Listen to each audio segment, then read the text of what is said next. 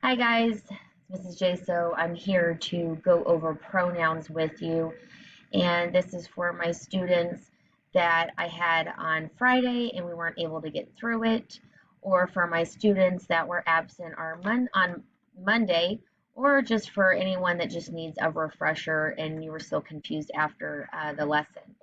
Um, so you should have your packet. Okay, it should say pronouns, personal, possessive, reflexive, and intensive. Okay, so we're going to be going through that. You probably want to have a highlighter and something to write with. Just like the noun worksheet, I should say, there are notes at the top, boldface words, highly recommend, underline, highlight those definitions. Okay, so looking at a pronoun, I do it right after we go over nouns because pronouns function the same way as a noun because they can replace a noun in a sentence. So instead of saying, the same noun over and over again, you can replace it with a pronoun like it or they or she, depending again what you're referring to.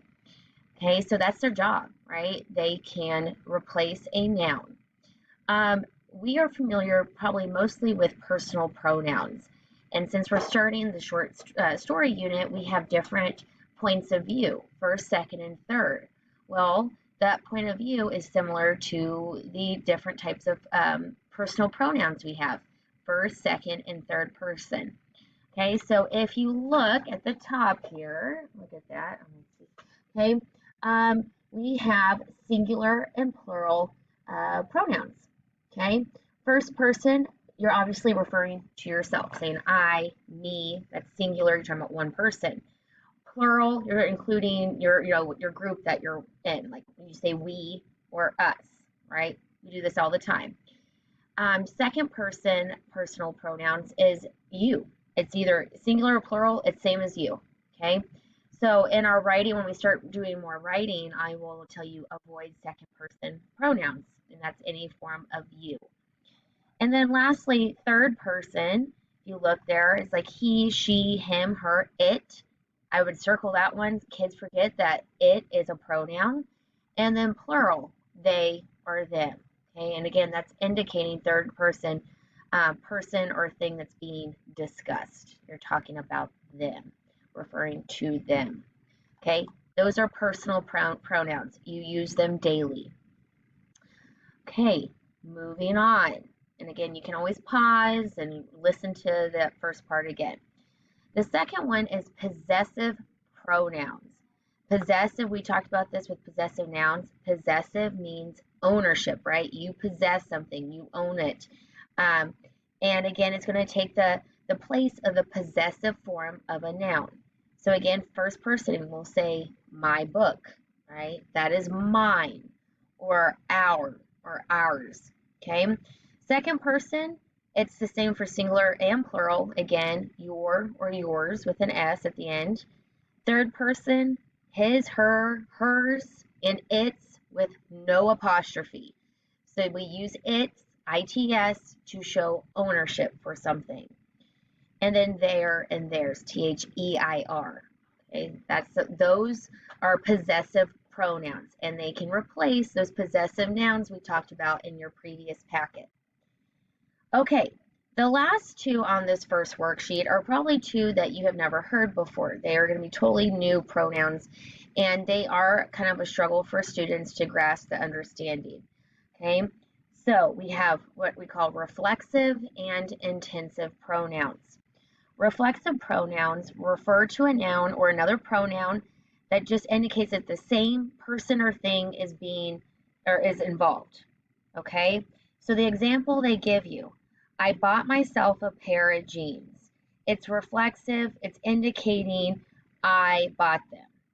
All right, it's just saying the same person bought them. No one, my mom didn't buy them, my husband didn't buy them, I bought those jeans.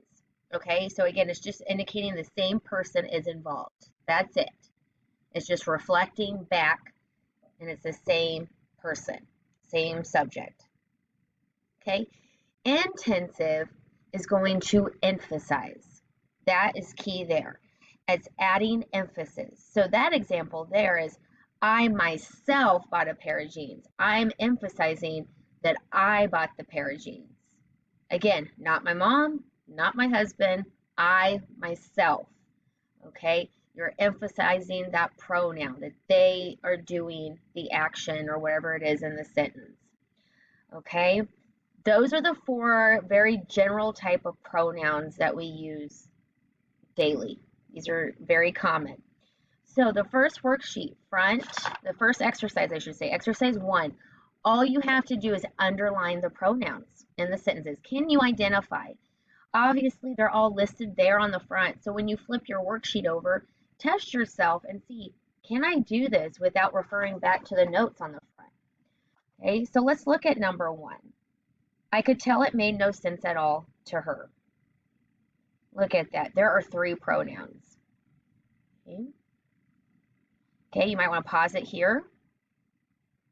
Give yourself some time and we'll go over it. Okay, so now looking at it, hopefully you got the pronouns I, it, and her. Those are the 3 pronouns listed in number 1. You should have underlined I, it, and her. If not, make sure you do that. Number 2, his father runs a cafe by himself. Okay, this is an intent or a reflexive pronoun, right? It's reflecting back to the same person. All right, pause it, find the pronouns. Okay, hopefully you found his and himself. Those are the 2 pronouns. So again, this is all you're doing for exercise 1. Okay, and again, refer to the notes, double check. It's almost like a word find. Okay, flip it to the back page. Exercise 2, you have to identify what type of pronoun is in italics. So they've italicized a pronoun, and you have to identify what type. Is it PER, personal, POS for possessive, REF for reflexive, INT for intensive. And then identify, is it a singular or plural pronoun? Again, use the charts on the front page. Use the charts, right? It even has them labeled, singular, plural, personal, possessive, reflexive, and intensive. So it really helps guide you through that. So look at number 1. The large book about Alaska is hers. Hers is the pronoun that you should be focusing on. Hers is, if you look at your sheet, the front is possessive. You need to write POS down on the line. Okay, and then it's her. We're talking about one person, right? It's her. It's singular, and so you can put a little comma and write an S for number 1. Okay, that is what you're going to do for exercise 2. Okay, at this point, I would pause. You finish this worksheet, and then you can continue on and do second worksheet, or wait until tomorrow. But just remember, while you're watching this video, this is due Thursday, February 25th, when everyone comes back. I'm going to ask everyone to have this ready to go and turn in. So just keep that in mind. All right, but I'm going to continue going on to the second worksheet, which is the only other worksheet in your pronoun packet. Okay, if you look, again, have your highlighter handy. There are 4 more types of pronouns. There's 8 total. It's crazy. I know, English language. We just have to make things difficult. We can't make things simple. And the first type is what we call an interrogative pronoun. Think interrogative, interrogation, right? When you're interrogating someone, you're questioning them. These 5 pronouns that fall under this category are words that they typically start a question.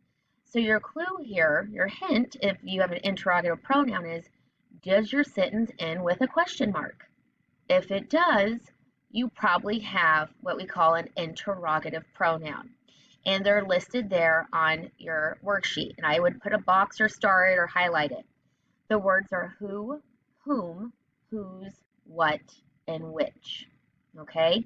Interrogative, they start a question, right? Pretty straightforward. The next one is a relative pronoun, and they begin some subject-verb word groups, which we call subordinate clauses, meaning we have a subject and a verb in these phrases, but they can't stand alone. They're not a complete sentence, and so they rely on the other part of the sentence to make sense, but you do have a subject and verb. And so there's a list of about, what, 11 there, and if you notice, some of your interrogative pronouns fall under this category as well, so they can be used differently, but they're still a pronoun. So for example, Maya is the student who wrote the article. Who is a relative pronoun. The subordinate clause is wrote the article. We have a verb, wrote. We have an article, or a subject, which is article. Okay, but it can't stand on alone or stand on its own because we don't really know, like, who, what you're talking about. But who there is linking it to the other half of that sentence, and then it makes total sense. Oh, Maya is the one that wrote that article. So that's a relative. Demonstrative, there are only 4. They just point out specific nouns. This, these, that, and those. So you're like saying, this computer, that mirror behind my head, I don't know, these pens on my desk are about out of ink. Okay, it's being more specific, all right, towards a noun. Like, it's not just any book, it's this book right here on the edge of my desk, which you can't see because it's off camera. And then lastly, indefinite. Indefinite, it just refers to nouns in a very general, vague way. And I'll be honest, I hate these words when my students use them because they are vague and they can mean lots of things. So, and words like anything, everybody, nothing, somebody, someone, yeah, that can relate to pretty much anything and everything out there. They're vague. They're very general. They have indefinite meanings, right? Or it could be indefinite things. That's why we get to call them indefinite. Okay? I will tell you, please avoid them in your writing. That would make me such a happy English teacher. Okay, so exercise 1. All you have to do is underline the one pronoun in each sentence and tell me what kind is it using the abbreviations that are listed in the directions on your worksheet. We're going to do a couple together, so get your pencil. Number 1, what is the longest river in the United States?